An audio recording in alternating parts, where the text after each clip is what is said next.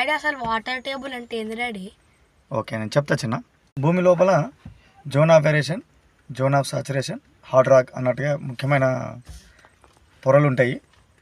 Zone of ఏరేషన్లో మట్టి రాళ్ళతో పాటు zone of aeration, zone of saturation, hard rock లేదా కంట్రీ రాక్ అని చెప్పొచ్చు.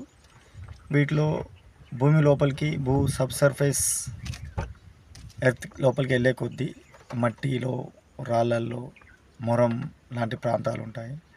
జోన్ ఆఫ్ ఏరేషన్ అంటే భూమికి సమీపాన అంటే నియర్లీ 120 ఫీట్స్ లోపల ఉండే ప్రాంతంలో మట్టి, రాళ్ళు ఏదైతే భూమి లోపల జియాలజీ ఉంటుందో అవి వాటి మధ్య ఉన్న సందులలో నీరు నిల్వ ఉంటుంది. నీటితో పాటుగా గాలి కూడా ఉంటుంది. అందువల్ల చాలాసార్లు గ్రనైట్ ఏరియాలో బోర్లు వేస్తే ఒట్టి పొరలు వచ్చినాయి, ఉస్సున లోపలికి వెళ్ళింది, ఓన్లీ గాలి గ్యాప్లు వచ్చినాయి అంటుంటారు.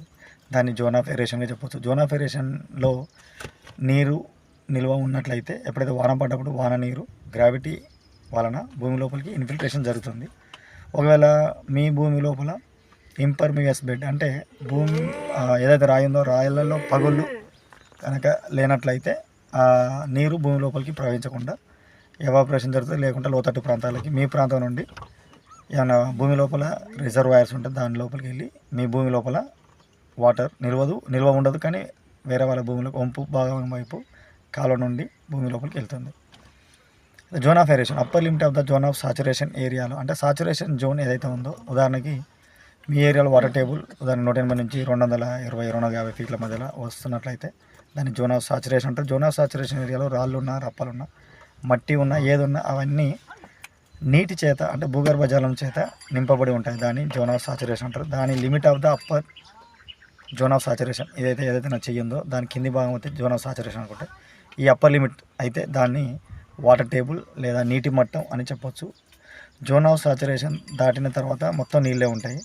అది కొంత లిమిటెడ్ పీరియడ్ వరకు ఉంటుంది. దాని తర్వాత జోన్ ఆఫ్ సాచురేషన్ తర్వాత హార్డ్ రాక్ ఉంటుంది, కంట్రీ రాక్ అంటుంది దాన్ని. అంటే టోటల్ గ్రానైట్ అంటారు. అలాంటి ప్రైమరీ జాయింట్స్ కానీ, ఫ్రాక్చర్స్ కానీ, సెకండరీ ఫ్రాక్చర్స్ కానీ అలాంటివి డెవలప్ అయ్యి ఉండవు.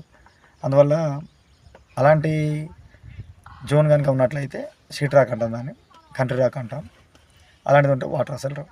చాలా వరకు షీట్ రాక్ అనేది భూమి ఉపరితలానికి దగ్గరగా ఉన్న ప్రాంతాల్లో ఎక్కువగా నీరు. సార్ కొంతమంది రైతులు అంటుంటారు, ఫోన్ చేస్తారు, మాకు 10 ఫీట్లకే బండరాయి తేలిపోయిన సార్, 1000-2000 ఫీట్లనే వేస్తాం, తేలిపోయే అవకాశం ఉందా చెప్పండి సార్ అంటాం.